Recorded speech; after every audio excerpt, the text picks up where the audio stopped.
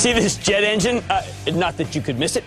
This is something real, something that's not a CDO, not a credit default swap, not a structured investment vehicle. It's something that companies buy and use. And you know what? They're still buying them and using them. Which brings me to the maker of this engine, Honeywell, and a conclusion you may not believe. Not every company's tainted. There are still some stocks we like. The stocks of companies that were ready for the downturn and also happen to have accidentally high, notoriously big, juicy yields because the market's taken them down, punished them too severely.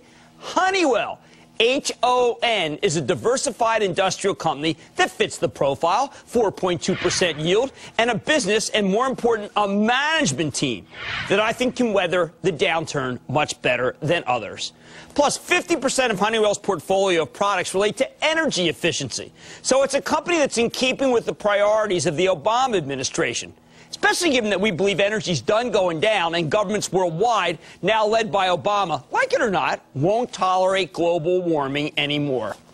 Just yesterday, Honeywell CEO Dave Cote affirmed his company's 2009 earnings forecast despite all the gloom, despite recognizing that 2009 will be a tough year. He's a realist. Cote said exactly what we want to hear from an industrial in this environment. Quote, "We started planning for this stuff a while ago. This is not something we started in January." I say that's music to my ears. And I believe, unfortunately, he's heard music to his ears because we live next door to each other and my kids can really crank up Beyonce, Katy Perry, and Kanye West. Dave, lend me some sugar. I am your neighbor.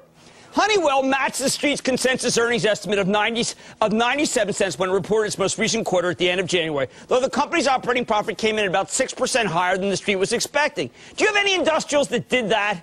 Did yours really? The company maintained its guidance for 2009, $300.20 to $3.55 a share, so you know where the stock price is cheap. The numbers were just affirmed again yesterday.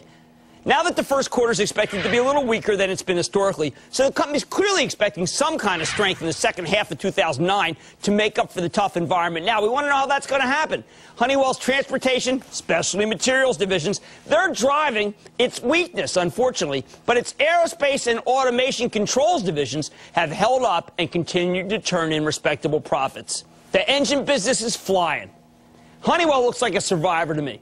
I just want to know if it's a thriver. It's been cutting back for a long time. The company's been restructuring for years. It's ongoing.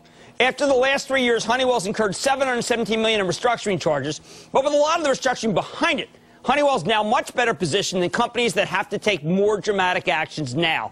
It thought ahead. The savings from the restructuring should come into about $500 million in 2009 alone.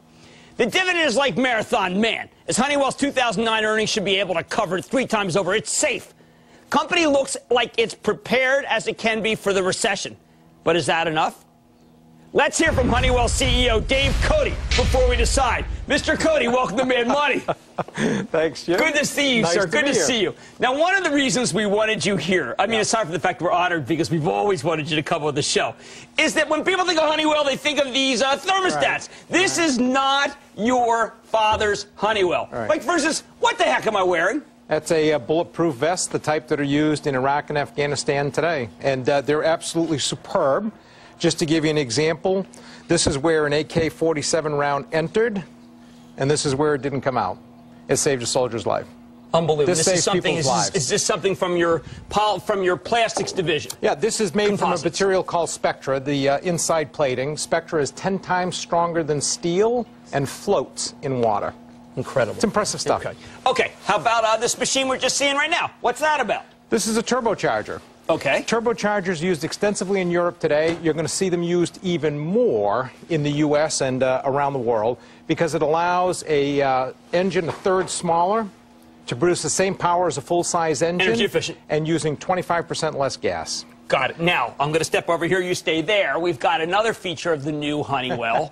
What is this monster? I love this. This is a remote control